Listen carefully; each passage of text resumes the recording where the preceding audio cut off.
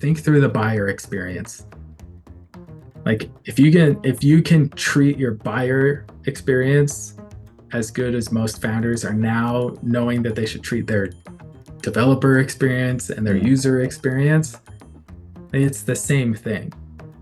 And it's really funny to me, if I've ever like chewed anybody out at Vercel, it was people on the go-to-market side who I'm like, do you have any idea how much we invest in having the best developer experience and being known for DX? Like I worked really hard to make that synonymous with Vercel, and you're throwing it away.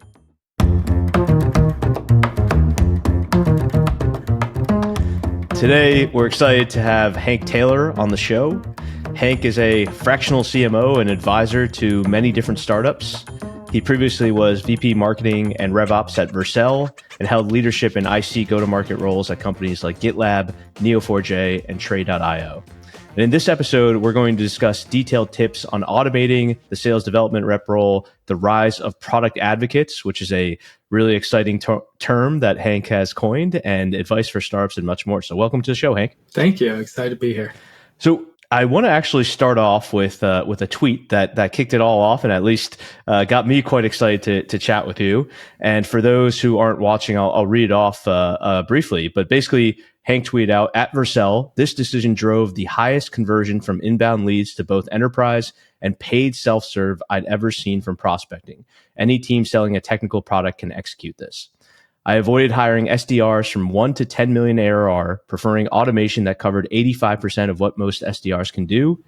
And as the need for that last 15% became too great, I workshopped an idea for technical SDRs with Gonto and created the product advocate role." And so I just want to start with, kind of what does that mean? What were you talking about in that tweet? And just go from there. Well, I crammed a lot in there. The first part I talked about was early on at Vercel.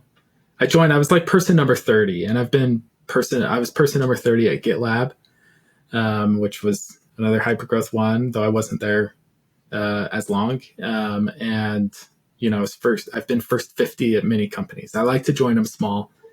I like joining when I can have a lot of breadth. That's why my title was VP of Marketing and Revenue Operations, 2 departments. And I actually had DevRel under me for most of that time there too, until we could promote my head of DevRel to a VP position as well. So I like the breadth. I like the early time. I like the impact.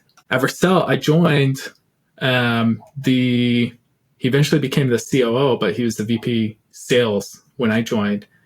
They were trying to figure out if they could do any enterprise motion there. So I helped him as a consultant. He closed like 3-4 deals. And then I decided to join full time. He's like, well, hey, you've built 3 SDR teams before. 2 of those were companies where we worked together previously. So he's like, you're going to do that again, right? I was like, we can automate most of that job.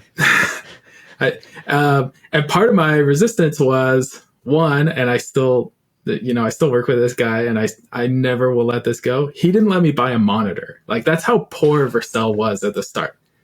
I was like, hey, can I get a new monitor? He's like, I've been to your house. You have a monitor. You're fine. And I was like, oh, we're that poor. And this is, April 2020. They didn't let me hire anybody. I had no headcount for my first 9 months there. Even when I got the VP title, I didn't have headcount for a little bit, which is strange for some, but you run it lean and it's COVID times. So I was like, well, then of course I'm not spending headcount on an SDR, because we just have basically the VP sales, and then we hired one salesperson. So it's like, we can automate most of that SDR job. I think SDRs, as they're used now, are often very inefficient. And I think especially this year, they're proving less and less effective. So I can get into the type of automation we built. So this was an open source, Vercel had a strong open source project. So there was good inbound. But the inbound intent was all over the place. And the product sign up used GitHub, or you could sign up with GitHub, GitLab, or Bitbucket, which meant we were getting Gmails, developer Gmails, the hardest so you don't know. Gmail to deal with in the world. Because they don't want you. So what I did was I used a previous company's technology where I'd worked, Tray.io. I spent a lot of time in Tray building automation, basically integration pipelines from the product database, which was complicated, but the TLDR is we had an S3 bucket that I could access, and I could run these like Athena queries, or I eventually talked an infra engineer into building me a specific API that would throw to a webhook. And I got all this usage data. And over a few months of trial and error, I figured out what usage data is actually useful, because I also had no clue about front end technology or frameworks. I didn't know what a lot of these signals coming in were, like, oh, domain alias, like, I don't know what that means. And, they bandwidth used and function usage, like, I didn't know what any of that meant. So I would just trial and error. And I spent a lot of time talking to those infra engineers until I had a good sense of, okay, if I use first, we can use the main signal. If someone signs up for a trial, like, I'm going to send them an email. And through trial and error, experimentation, we'll figure out what are the resources they want the most. So like, common mistake is usually people will ask directly for a meeting when someone comes in. Most people in developer marketing have figured out that's a bad idea. Provide resources first. And I'm very aggressive at giving the resources. I also like to send them from a human's name. So I just plugged in our salespeople's names, and like basically they were doing the SDR work as robots without knowing it. And then we had follow-up emails that would eventually ask, what kind of project are you working on? Yeah. Well, I still wouldn't ask directly for the time, because that's kind of the, one of the big problems, and I just worked with one of my clients on this, is if you just ask for time, you'll get a lot of time wasters.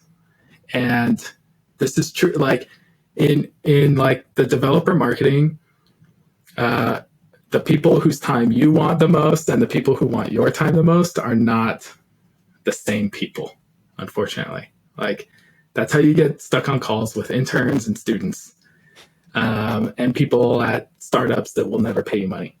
So what I do is the questions asked a lot early on would be, especially in this phase with very low personnel and very low resources, it'd be, what do you think of the resources I sent you? And what kind of project is your team working on?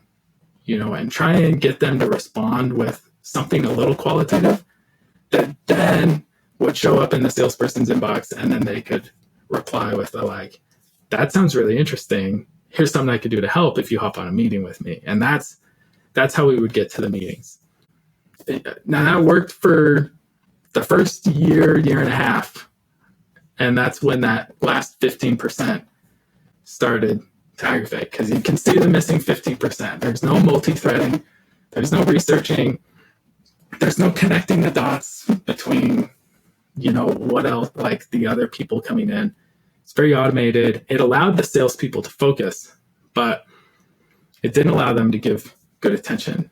So you mentioned using Tray.io, which is like a low-code, no-code software tool, but you still had to understand concepts like, hey, there's an S3 bucket out there that has a bunch of data in it, right? That data is coming in from various sources. You had to understand where the data was getting piped to in order to even figure out, one, what source it connected from, and then two, also how to think about what to do. So, just describe going through that process. Was that something that you inherently knew? Did you have to ask a bunch of people to figure out where it was? Like, how'd you kind of figure that out? Oh yeah, I had to be, basically my job, I felt, was to go find someone to hold my hand. Who's the right engineer who I can bend their ear for half an hour here, half an hour there, maybe get them on an hour here, and especially get on Slack and start that correspondence. And it starts with, me asking the VP of sales, and also throwing out in like the product and engineering channels, hey, what would signal that a trial user is serious, or that a trial user is likely going to swipe their credit card? Like, what's everybody think? And I get the hypotheses, and they say, well, if they have bandwidth usage, that means one thing. And if they do this, that means another. And coupled with this conversation, I actually accelerated a lot of my understanding of the underlying data of Vercel. And I did similar things, though not to this extent at other companies. But I paired that with like a revenue protection series of meetings because in the early days of Vercel, there were a lot of ways to exploit it. You had crypto miners on there mining with like functions for free, and a lot of it was hard to trace. So, we started getting these big notion tables that I would develop, and I, force engineers into their least favorite things, recurring meetings. And every week we'd kind of pick off a thing that we could, close the loop on. And a lot of learning how people were exploiting Vercel taught me, well, that's value, like clearly. So how can I search for people doing that type of behavior and start to identify whether it's abuse or just misuse or normal usage, and how do I capitalize on that? And Trey was helpful as a tool. There's lots of tools for like this type of ETL stuff. And Segment just beefed up theirs. Of course, I love Trey because like I've done a lot and have a lot of experience with it, so it's very familiar to me. But it's basically just like low code APIs, so I didn't have to do as much there, and I could really quickly toggle the workflows, and it was all under my control, so I didn't have to, get an engineer to push any changes. So walk me through. I mean, I'm just curious. So a developer opts in with GitHub, and so now you have their Gmail, right? Let's just say they you didn't even have any single user intent besides the fact that they opt in, because that is a sign of intent, right? Not everyone opts in. Yeah. So they opt in. You have the sign of intent. Now, like, kind of what's happening? Like, you say you send them resources. Do you send them, hey, here's some documentation? Like, here's the links to our documentation. What did you kind of automate from that first instance? Yeah. So from that first instance, I'll go through a couple layers of the automation. Like the first automation is pretty simple. Most people like do this now very naturally. And I've been automating like as much of the SDR function since my first SDR team. And before there was outreach, like we had like quasi like before there were outreach sequences, or sales loft cadences or whatever they call them. Um, you could kind of hack this together in Marketo or Salesforce, just like sequences of emails that are automated from the person. But that's the first thing. So yeah, that first email, it very much went like, hi.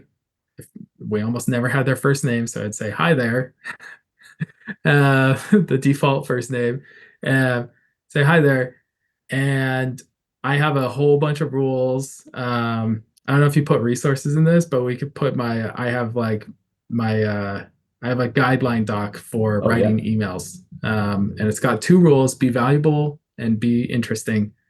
And it's got like 15 guidelines. One of those guidelines is like never start a sentence with a first person pronoun because that's what every SDR does. So you don't want to be like every SDR in the inbox. So the subject line was almost always more or additional Vercel resources. Hmm. And I think eventually I did additional Vercel resources for email address. Hi there. Most people who start a trial ask me for these three things. So I just kind of jump into it so that the first thing you see on your little notification snippet is like, oh, this guy's like responding to me starting a trial and they have something for me. Like, and it puts me in a peer group with other people who have done trials who have already asked this person. So like immediately the developer mind goes to like, this is a shortcut. Like, and this guy's helpful. So like just with that first line, you've already associated the person who's your SDR or your salesperson with being helpful and not being a nuisance. Like, okay, most people ask you for these three things. What are they? And yeah, it's docs. I would look at what are the three most popular docs by people who have trials. Great, it's these three. And then I would put in like one extra line that was like kind of a throwaway line. If you have any questions around security or whatever, like, let me know. But otherwise, enjoy. And it would just sign off with cheers. So it's a very simple email. Most people understand it's automated. It came very quickly, right in the moment of like interest. And it's just helpful. So lots of people click on that. The email that was important for generating pipeline without like a human hunting them down was the automatic follow-up, which would go out, like 2 days later. And these things don't work as well in the age of like AI writing all these emails because there's so much noise, but like this worked especially well at the time. And you can do variants of this that still work very well. And with one of my clients, we just did this and it is working very well. We just have a run-on sentence because no robots write run-on sentences. Okay. So it's almost like a tactical typo. Like it proves there's a human behind this. If you reply, there's a human. Okay. It sounds silly, it makes you laugh, but it works. And the run-on sentence was, hi there. We still don't have their first name. Just wondering what you thought about the resources I sent you the other day and what type of project your team is working on. Let me know. Cheers. And that signaled to them like, oh, I should reply to this person and tell them the project, or like, yeah, they were helpful. Like you get a lot of just useless replies from that, but that's also where most of the useful ones would start. So that's like my safety net catch-all email that goes to everybody. And then over time, You I would build layer upon it. Yeah. on other stuff. So, and also with that one, because we had self-serve paid, we would have like, hey, looks like your trial's about to end. Like, this is where you can swipe a credit card, or you can talk to me if you need these enterprise features, and then list out the features. And so that would also catch some stuff. So then we'd layer on things like, hey, looks like you've gone over on your usage limit. This is for a person in a trial or who's on the pro plan already or on the hobby plan. Like, looks like you've done this. And those were the most useful ones. If they'd gone over on bandwidth or functions, um, a lot of the other signals weren't as clearly usable, but they were useful for like a human digging through it. And that's where like that last 15% I alluded to was when we added humans later. That's fascinating. And how long did this last you? Like, did this keep working? Was it for your whole tenure? Was it only, 1 or 2 years of the tenure? Like, I've used that motion everywhere. And even when we added humans, those were still the first emails to go out. The humans were to add to that.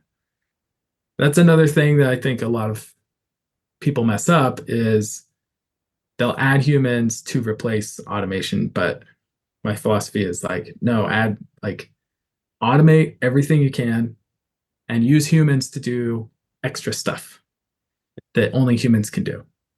so I'm sure that right now we can talk about all the glory and what happened, right? But when you were in the muck, I imagine there was plenty of iteration and testing and frankly stories of, oh my God, this isn't working. What's happening? The world's gonna, explode. Like, do you have any anecdotes of just like trying something and being like, oh my God, this really did not go well, and then kind of starting out, or was it truly Well, everything started working? well, so the interesting thing about this is these emails, like, and that copy that I was just able to basically verbalize to you. If I thought about it for a second, I probably could tell you word for word what those emails were because I've been testing actually that copy across multiple companies for the last decade. So if you go back to Neo4j, before I built the SDR team there, when I was new, I had like a pretty nebulous title. I was on this sales ops team technically, and a salesperson went out of town, and the COO pulled me aside and said, "Hey, you're in charge of his inbox while he's gone because I can't lose Ed's pipeline." And Okay. but like he was like burnt out, so he needed to go on like 3 week vacation. So it was like, Hank will watch your pipeline. I was like, I don't want to do that. I've been an SDR before and I didn't want to do that. So that's when I built, there was no outreach. So I built this cadence, and that's when I first used a subject line similar to the like additional resources. I used similar-ish words, maybe even the same words. And I automated this for Ed's inbox. And after like the first week, there was zero replies. And I was like, crap, I'm doing a bad job. And they are going to make me like go full on SDR. And if I do a good job, they're going to make me keep doing that. So I have to find a better way. So that's when I came up with the like, how do I get them to respond? And that's when I came up with that second type of email that eventually became that run-on sentence asking about your project instead of asking for time and asking about the resources I sent and that type of stuff. So that was like the kind of like scary moment when I just stubbornly persevered and continued to like automate rather than like cave and actually do the work I was asked to do. Um, I which just I maybe there's a love. bad moral there, but it worked.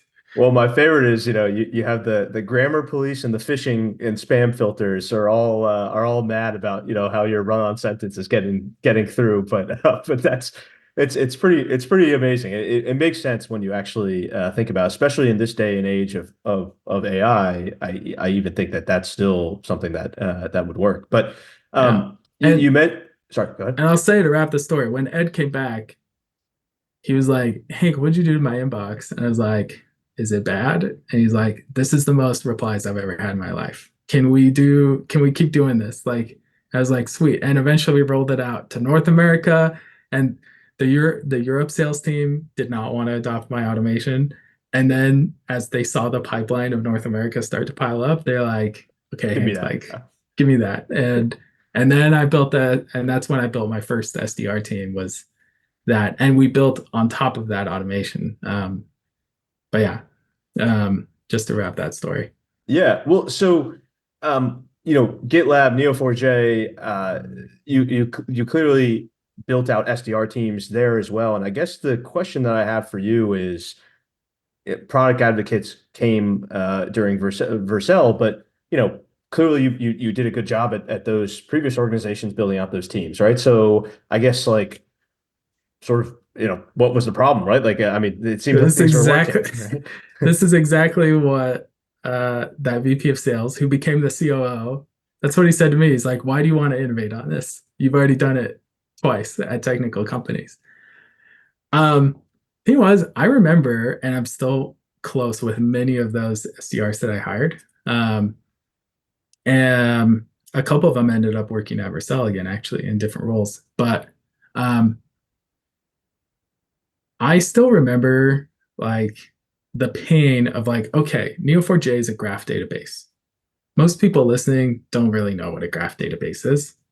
Most people who use databases as developers don't really know what a graph database is. It's like a very specialized type of thing.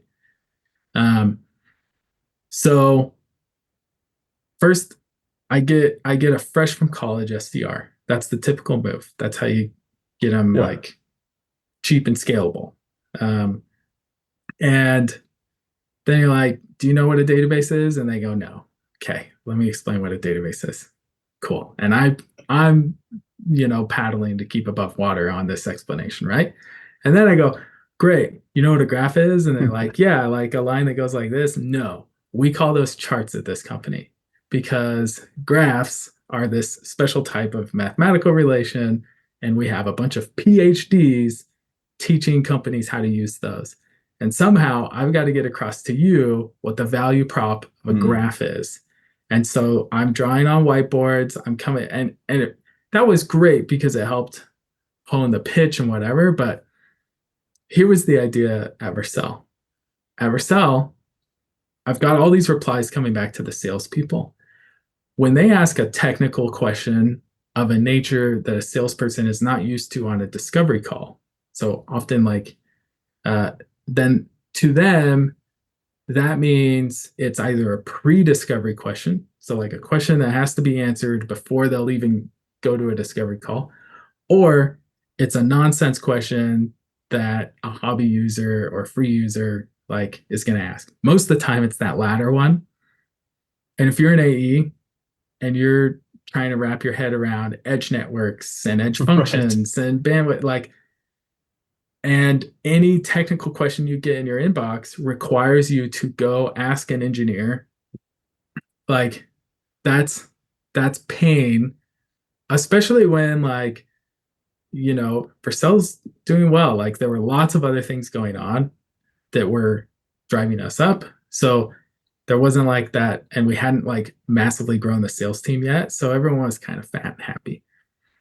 So, but who wasn't fat and happy was the CEO and my head of DevRel. Whenever someone would tweet, "Hey, your sales team's ignoring me," and there's nothing more painful to like a VP of marketing who's breaking his back trying to generate pipeline for the CEO to come and be like, "Hank, what the What's hell the is deal? this? Yeah. What Like, the hell, man? can't you tell that this person is at XYZ Enterprise with $1 billion and they're ready to go if you can just answer this little question?" And I'm like, well, I can't really, and the AE definitely can't. And it doesn't behoove us to teach the AEs like how to respond like that. And if I put SDRs in there, geez, I'm going to be back to like whiteboarding graphs. So my thought was, you know, hey, listen, I love engineers. Y'all are who I choose to work with, but uh, y'all also think you can do everything. So I thought, why don't I put that to the test? I'll go recruit some junior Mm-hmm. engineers.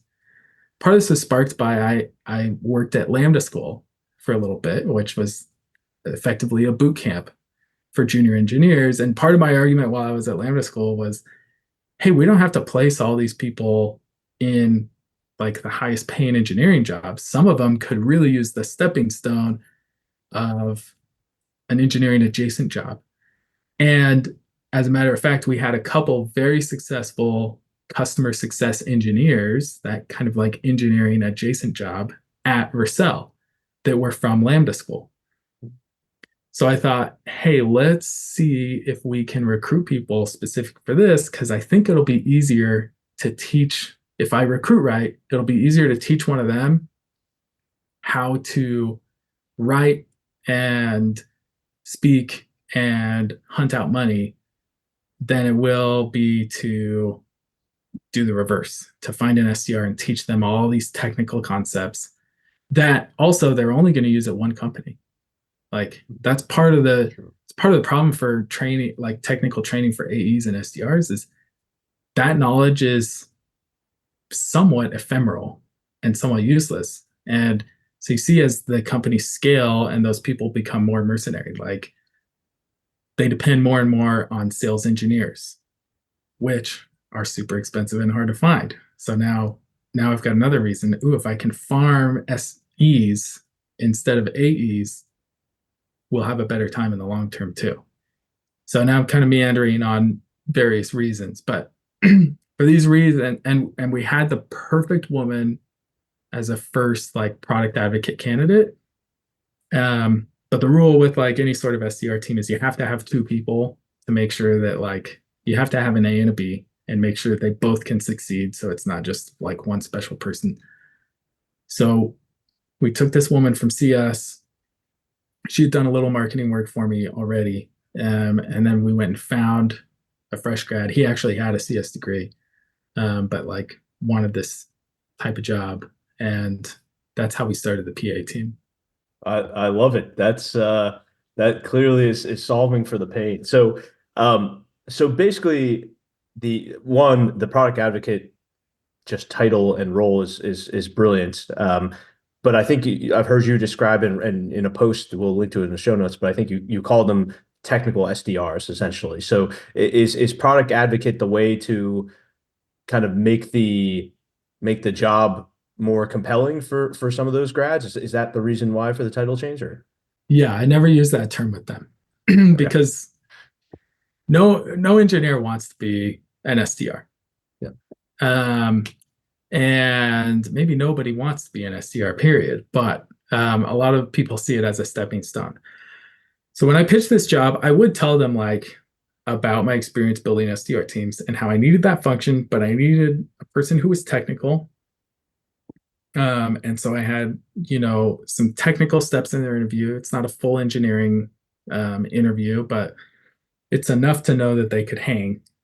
And then we also had a writing test where I would effectively, more important than the writing test was actually the feedback test because I was like, I don't, if as long as you have a baseline of writing, you just need to prove to me that you're coachable on writing, and then I can get you to the skill level that I need. And the big pitch for product advocates was, hey, you're not qualified to be an engineer at a hyper growth SaaS company. Like the engineers I was working with at Vercel are the best engineers I've ever worked with. Like they're incredible. Um, and like in every facet of the company. So it's like you're not going to be on the engineering team, not for years, but you can learn from these people and you can learn a lot and you can start to do projects and other things that lead you into it. There's a career path into sales engineering, there's a career path into customer success, both engineering and management. There's also, of course, a path into being an AE. And there might even be some paths into kind of growth engineering or DevRel or other types of things like that.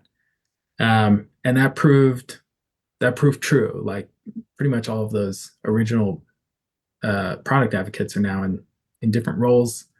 If you saw those threads, I think especially on my LinkedIn version of that tweet, you can see a couple of them mentioning where they went and ended up. That's really cool that there's that much variability. I mean, I don't know many other roles that could branch off into that many different places. So So you can imagine at scale, because like especially with the first like team, yeah, it's gonna go all over the place. I think you could imagine at scale, it'll probably it would get more focused. And it would very much depend on how you build the team and set the expectations.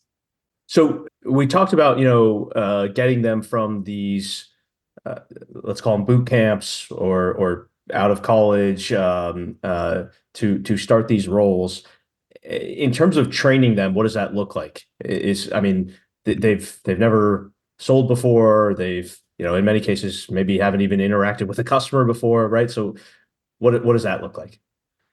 Part of that's in the recruiting process. Like preference goes to people who have had customer facing roles. Gonto uh, built a similar-ish team at Auth0.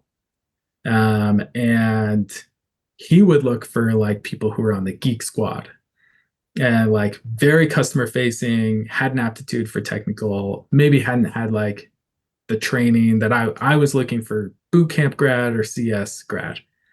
Um, and but the point was like they can learn technical stuff. So for onboarding, I actually put each PA through a 1 month, I called it a tour of duty on the CS team. So Okay.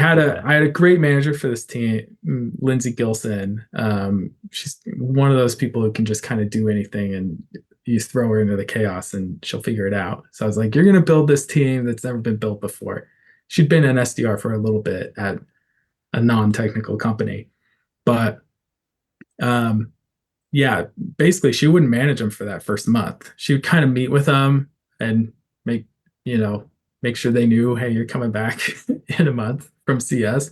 And then CS sometimes would try and keep people like, whoa, this person's great. They're crushing so many tickets, blah, blah, blah. But we're like, great, that means they're perfect for us. Um, so that was the first part of onboarding because then we could just leverage onboarding. We tried to tie that up with them onboarding a CSE. Right. Makes So they sense. had the CSE baseline of skills.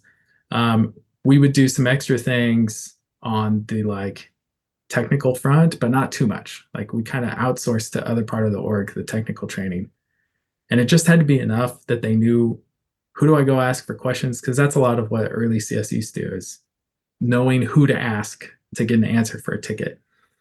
It had the added advantage that once they were onboarded, some of the savvier product advocates, before we like codified it, figured out they could read through all the tickets in the morning, and they could fish out. They were like, this person looks enterprise, or this person looks like a future customer.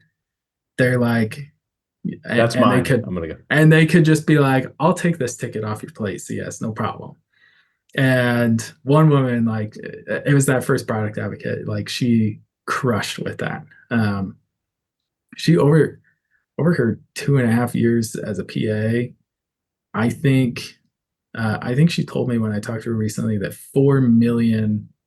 um, $4 million has closed because of her of ARR, which Wow. is Jeez. like a lot. Um, I'll say one more thing on the training and onboarding. I'm a stickler on writing, and you can hear I have very particular stylings, like with my philosophy on emails and stuff like that. Um, and I didn't require that people necessarily adopted all my stylings, but I wanted them to be very thoughtful and good and precise. Um, and some things I would make them. Um, so we would do things like I'd say, hey, nobody can use a first person pronoun in your emails like this week, and like that's a challenge to just make you think about it. And the thing that worked best was we did Lindsay, the manager, called it Mail Monarch, where we had 5 PAs in this like first group. They would all submit anonymously what they thought was their best written email of the week. And I would go through it and just rip it apart as best I could with comments. And I'd pick the best one, and the best email got a gift card. And Lindsay would de-anonymize it, and she would give them feedback on all the things. And it only took like 6 weeks of doing that. The first week, I gave no prize. Like I was like, the bar is higher. Nobody deserves anything, which kind of felt bad. But um, at the 6th week, the only thing I had to like comment on was like, well, I wouldn't use a hyphen that way, or I prefer an Oxford comma. Like these things, and I said in my notes, I was like, none of my feedback today will affect conversions. Like we're done with this. Like this isn't worth. Like the marginal gains are gone. Like congrats. And they're very adept writers That's because amazing. of an exercise like that. And That's That's very cool. Well, you mentioned 4 million of ARR closed. I mean, just amazing. But it brings up the question of comp. So how do you structure compensation for this role? with that first cohort, what we initially did was everybody just had like a 10K variable. These people I found, they're not the same as like your typical SDRs who want a bigger variable and they want to over earn. In fact, some of them just didn't want a variable at all. Be like, I'd take a little less comp if I just had no variable. And they go, no, you need a little bit of a variable. Like we got to have some levers to pull. And so we had small variables, and eventually we settled on like an 85-15 base variable. Um, yeah, so it was similar range to SDRs. In some cases, because some of them are boot camp grads, like you can like pay less than a 4-year degree, like with an SDR, and um, but you got to be. I think if and when you do that, you have to be ready to like aggressively promote, which we were and we Yeah. did. So that makes sense on the compensation. The question, though, then that naturally brings up is what were they gold on, right? Because SDRs typically are gold on is how Yeah, many leads you go or whatever. Were they gold on more on conversion? Were they gold on closed pipeline? yeah. What kind of happened? So what was great about them not being overly motivated by the variable is we tied that variable to enterprise opportunities qualified, so pipeline. Okay. But we always emphasized, and we had like the Notion doc of like their mission, like you've got 3 things you're trying to do every day as a PA. Number one, find enterprise opportunities. Like sniff out the money. It's out there. And like turn over every rock that you can. That's goal number one. If if you believe someone is not a good fit for enterprise, but you think they're a good fit for pro, then be helpful to them, especially through their trial. Like basically, there was no support for trials, it was the PAs. So help them and try to get them to swipe the credit card. Um, if if they're not good for the pro tier, and they're going to be like a hobby user forever, and you don't think there's potential for Vercel to like get monetary value from them, then be helpful and push them to the public helpful channels. Push them to the Discord and the GitHub. Makes sense. Yeah. And to reference the thing earlier, like one of the initial goals was, can we get to zero tweets, like zero Twitter complaints about lack of answers? Because there really was like a steady beat of those until we hired the PA team. And so we made that a stated goal, no more tweets. And it happened. So there's a lot of founders and early stage teams that go that listen to this, and you obviously advise a lot of them. So I want to ask some questions in that vein. But actually, the first question I have in my mind is you mentioned the the automation piece and these emails and things like that. I don't know for sure if does Neo4j have an open source product, or is it? Yes. Okay. So is your view that that sort of campaign only works, or that sort of automation only works uh, if it's like a, kind of that open source intent and you have that sort of thing, or does it also work for, hey, I mean, in enterprise, you have some weird leads, like maybe they looked at their white paper or something like that, right? Like, I don't know Yeah. how often that actually happens and how much high intent that is, but like, how do you think about top down sort of enterprise sales versus kind of that more bottoms up? Yeah. Most of what we've talked about today is best for inbound, and it doesn't have to be open source. Um, you know, getting technical SDRs is obviously better for technical products, but a lot of what I've talked about today is totally applicable to non-technical and non-open source, non-community based products. If there's good inbound, you know, it's not going to work to send out an email outbound to say, hey, here's some resources, like would you be Right. interested in this? Like unless the like you have to have to go outbound, you have to have some sort of offer rather than resource, but that's a different thing, and outbound is not my expertise. Yeah, got it. Makes complete sense. So what's the most common piece of advice that you find yourself giving to founders and early teams that you're working with? It's been interesting because this year I've gone full time as an advisor. I have a couple fractional CMO roles where I play a larger role on the team. um, I've noticed a pattern already. Pretty much everybody starts with they want to know really tactical stuff. They love to hear the like, what's the copy for the email? And how do I write the perfect, like, how do I make the like hero of the landing page or the home page like perfect? And these are things I love. I'll totally geek out with anybody on these. After like a little bit of that, and a lot of my advice, you've kind of already heard bits and pieces. Like you could probably dig for the principles of like, okay, be simple, be concise, be clear.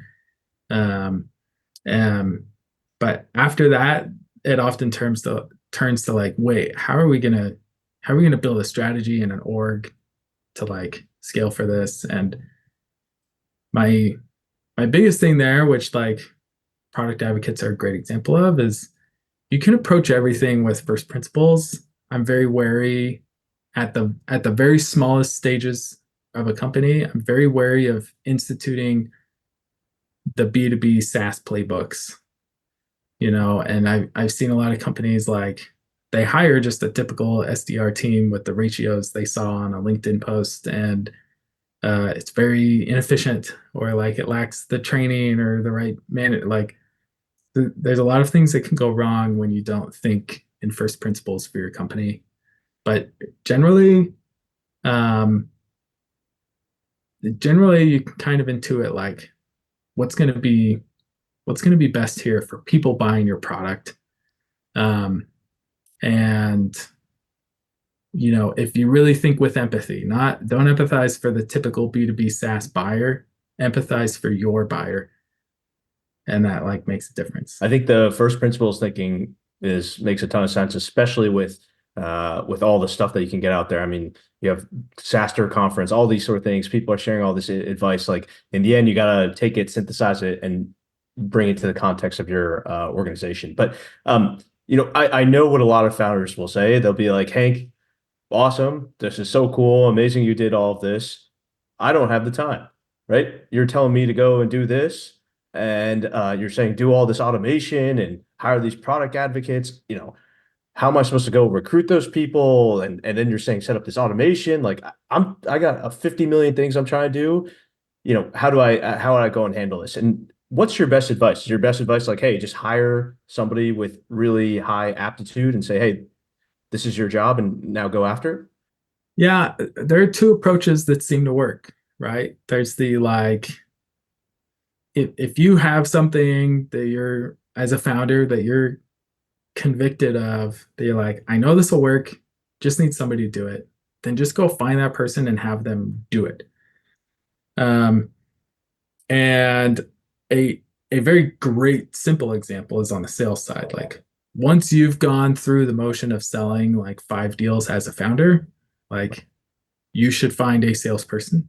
They don't have to be a VP because a VP of sales is going to go hire 5 people to do that job. And then you're talking about then you got to teach skip levels and like whatever. Like, no, just go find the one salesperson who can like take that off your plate while you figure out and think about the next thing. So that's like one approach. It obviously like works, like the founder sales motion in graduating into sales is like a really well worn path. The marketing, it's squishier because there's every which way, and people talk about PLG, and some founders think that's like a magic pill out of actually having to sell, which actually PLG is the best way to generate enterprise pipeline, and stuff like that. But if you've got a hypothesis and a little bit of evidence on a specific tactic, then you can hire a person for the specific tactic. If you've got no idea and it's really broad and you don't know how to run the experiments and you have to focus on your founder sales and or your product and whatever, that's when you might hire someone more strategic, um, or someone more generic, like who's like, if you want a full-time person, they'd have to be not just hungry, like starving. Uh, they have to be willing to do whatever and learn whatever. If you go part-time, that's when like I offer my services, like, and I can point some directions. But sometimes actually I've told a lot of companies this year, like, you don't want me. You just need like a full-time generalist until you get to like 1 million in ARR. Like you need someone who's just throwing spaghetti everywhere. Um, I don't know if that's helpful, but Yeah, it's no, that absolutely is. And also I think a perfect reason for why you are an advisor because to fill that gap. But in terms of all this kind of advice so far, what's your 80/20 rule? Like for somebody to say, hey, this is how you get the most of that value. Is it the automation piece? Is it hiring the product advocates? Is it something we didn't even talk about yet? the 80/20 rule specifically around like sales development and like that pipeline generation Pipeline part. generation, yeah. Yeah. If you've got inbound, the 80/20 is basically to think through like um, the the term I hope gets on the rise that I've seen here and there is like think through the buyer experience. Like if you can treat your buyer experience as good as most founders are now knowing that they should treat their developer experience and their user experience, it's the same thing. And it's really funny to me, if I've ever like chewed anybody out at Vercel, it was people on the go-to market side who I'm like, do you have any idea how much we invest in having the best developer experience and being known for DX? Like that is, I worked really hard to make that synonymous with Vercel, and you're throwing it away with like one crappy email, Mm. or like ignoring a person who's like here trying to buy because we've told them what a great experience it is and we're giving them a bad experience here. And that will be the catalyst for a lot of first principle thinking if you think in those terms, and if you really think my job as a founder, as a leader, is to provide a great experience, not just product experience. So, to the final question that I want to ask you is, you've worked with some clearly amazing founders of highly successful companies, some of which are public, some of which are continuing to scale very rapidly. And I guess like it's kind of a broad question, but what learnings have you taken away from those founders that you've worked with? There's definitely a decisive nature um, to these type of founders. I think especially of like Sid at GitLab and Rauch G at Vercel. Um, there's a decisive nature, and there's also kind of like they have a taste, and they know what their taste is, and they're willing to express express that. And I use that term today, I guess, rather than like quality, because quality, like, there's lots of ways to get to quality, but like having a taste is a good way to make sure you always get to the quality. Um, and yeah, yeah, that decisive nature and that like demand for, hey, this needs to like match my taste and my quality bar is something very interesting and in common with particularly Sid and Rauch G. And when you say that taste, was that meant towards culture and who you were hiring, or did that also reflect in product? Maybe both. I mean, Yes. okay, I mean, in my job at Vercel, I was much more hands-on. Like I was very hands-on with the design and aesthetic of everything and the brand. I didn't really touch that at GitLab. That you can see evidence that it was also there. But the the culture and the type of people, um, and the type of you know pace set, and you know uh, those sort of things, I think, are all encompassed in that. got it. Makes sense. Well, Hank, thank you so much. I think especially the detailed steps and the email thinking. I mean, now I'm even thinking about my emails when when I reach out to a founder maybe that I haven't chatted with before, and I gotta rethink the subject line and, and what Yeah, what what I'm putting in. we can put in the description my guide on how to write an effective email. Yeah, we'll definitely do that. But what would you like to highlight for the audience that's coming up for you? I am going to be teaching two workshops that people could sign up for on how to build a technical SDR team.